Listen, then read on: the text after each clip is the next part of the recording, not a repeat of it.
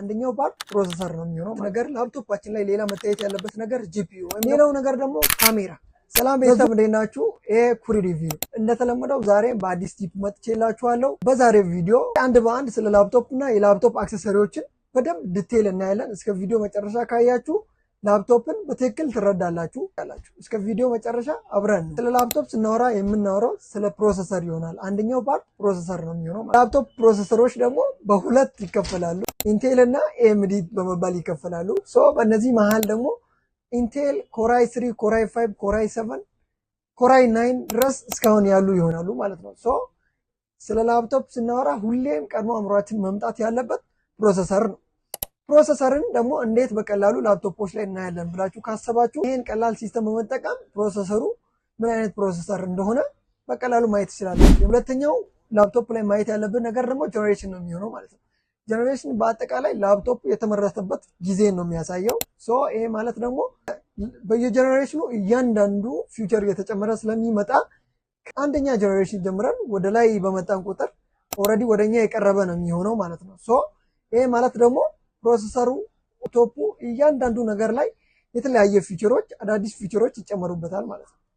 ይህን ስንል ላፕቶፓችን ከፍጥነትም አንጻር ሊሆን ይችላል፣ ከቺፕሴቶች አንጻር ሊሆን ይችላል፣ ከእያንዳንዱ ከባትሪ አንጻር ከኪቦርድ አንጻር የተሻለ አፕዴት ይኖረዋል አንድ ጀነሬሽን በጨመረ ቁጥር ማለት ነው። አሁን ላይ ላፕቶፕ እኛ ሀገር 14 15ኛ ኮመንሊ የተለመደ መጥቷል።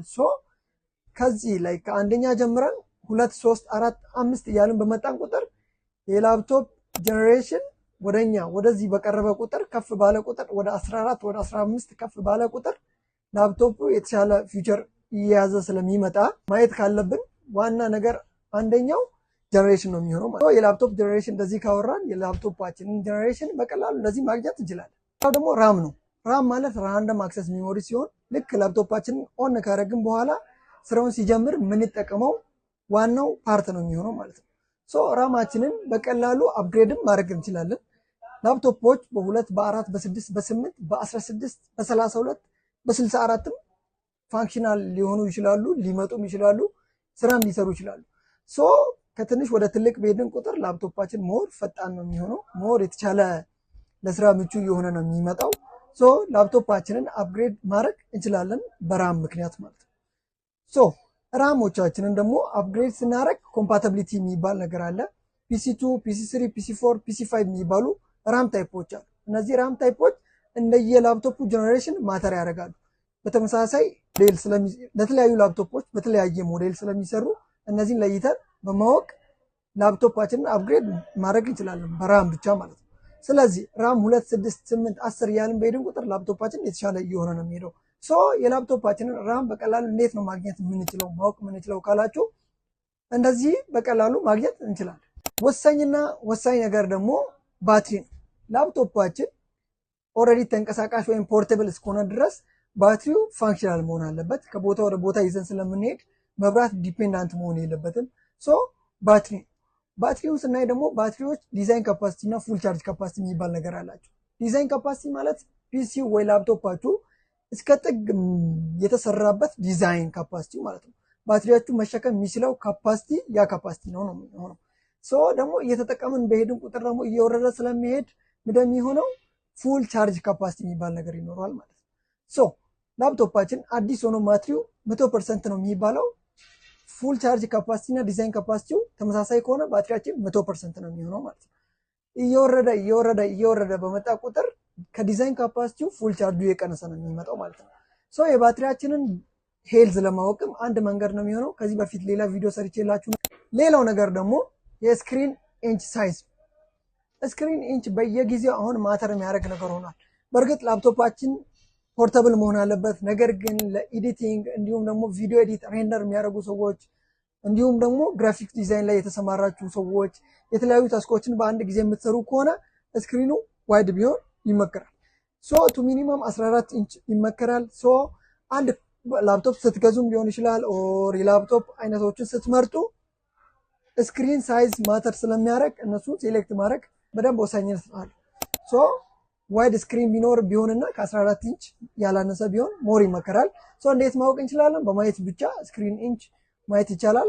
ላፕቶፓችን ላይ ሌላ መታየት ያለበት ነገር ጂፒዩ ወይም ደግሞ ግራፊክስ ብለን የምንጠራው ግራፊክስ ደግሞ ሲሰራ በኢንቴል እንዲሁም ደግሞ ዴዲኬትድ ሆኖ ይሰራል። ኢንቴል ኮመን የሆኑ ስራዎችን የምንሰራበት ቀለል ላሉ ስራዎች የሚሰራ ከሱ ጋር ያለ ግራፊክስ ሲሆን ዴዲኬትድ ግራፊክስ የሚባለው ደግሞ ሞር ለሬንደሪንግ ላለው ቪዲዮ ኤዲቲንግ ግራፊክስ ስራዎች ላይ ለተሰማሩ በጣም ብዙ ቪዲዮዎችን ለሚሰሩ ሰዎች ኦር ኤዲቲንግ ላይ ቤዚካሊ በጣም ሰፋ ያሉ ስራዎችን ለሚሰሩ ሰዎች ዴዲኬትድ ሆኖ ይመጣል። ዴዲኬትድ ደግሞ አርቲኤክስ እና ጂቲኤክስ በመባል ይታወቃሉ። በእነዚህ ይመጣሉ 2 ጂቢ፣ 4 ጂቢ፣ 6 ጂቢ ዴዲኬትድ እያልን እየጠራ የምንጠቀማቸው ግራፊክሶች ናቸው። ሶ ግራፊክስ ካርድ ዴዲኬትድ ቢሆን ለፒሲያችሁ ሞር ወጥነት እና ለተለያዩ ስራዎች አቬይላቢሊቲ እጅግ በጣም ይጠቅማል ማለት ነው። ሌላው ነገር ደግሞ ኪቦርድ ነው። ኪቦርድ ስንጠቀም ላይት የምንፈልግ ሰዎች አለን፣ ማንፈልግ ሰዎች አለን። ከረንትሊ ግን ላፕቶፖች ያለ ላይት እየመጡ ነው የሚገኙት። ይህም ምክንያት ያደረጉት ደግሞ ስክሪን እየበራ ላይክ በማታ መብራት እስከጠፋ ኦር ላይት በሌለበት ኢንቫይሮንመንት ውስጥ ሰው ላፕቶፕ እንዳይጠቀም ስለሚፈለግ ኪቦርድ ባክላይቶችን እያጠፉ ይገኛሉ። ሶ ኪቦርዶች ባክላይት እና ባክላይት በሌለው እና ባክላይት ባለው ብላችሁ ሴሌክት አድርጋችሁ ማየት ትችላላችሁ። ሶ ዋና ከሚባሉ ነገሮች አንደኛው አሁንም ኪቦርድ ነው። ሌላው ነገር ደግሞ ቻርጀራቸው የተለያየ ቻርጀር ይኖረዋል።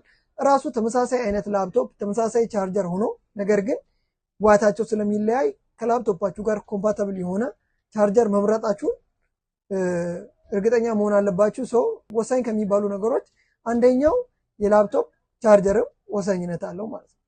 ሌላው ነገር ደግሞ ዩስድ የምንገዛ ከሆነ ደግሞ ላፕቶፕ ቤዚካሊ ማድረግ ያለብን ቦዲውን በትክክል ማየት። ሌላው ነገር ደግሞ ሳውንድ ቼክ መደረግ አለበት። አንድ ላፕቶፕ በአግባቡ ሁሉንም ነገር ሊሰራ ይችላል፣ ግን ሳውንድ ቼክ ያስፈልገዋል። ሳውንድ ቼክ ያስፈልገዋል ሲባል ስቴሪዮ ስፒከር የተገጠሙ ናቸው አብዛኞቹ ላፕቶፖች።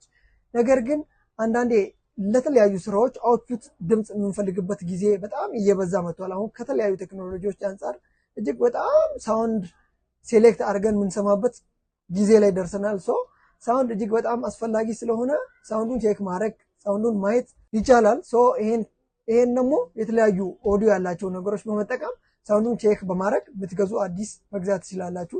ካልሆነም የራሳችሁንም ቼክ ማድረግ ትችላላችሁ።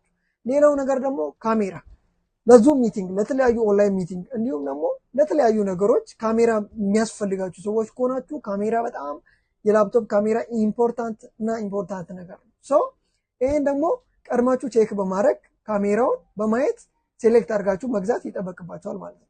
እነዚህ ወሳኝ ላፕቶፖች ላይ ማየትና ማወቅ ያለብን ነገሮች ናቸው። እያንዳንዳቸው ኤክስተርናሊ የምናያቸው ነገሮች ናቸው። ትንሽ ቤዚክ ኢንተርናል ነገርም አሳይቻችኋለሁ። ሶ የላፕቶፕ ሃርድዌሮችን ዲቴል በሌላ ቪዲዮዎች እሰራላችኋለሁ መስል ነበረ። ይህ ቪዲዮ ከተመቻችሁ ላይክ በማድረግ ይህን ቤተሰብ መቀላቀል ትችላላችሁ። ሰብስክራይብም እንዳይረሳ። በሌላ በአዲስ ቪዲዮ እስክንገናኝ ሰላም።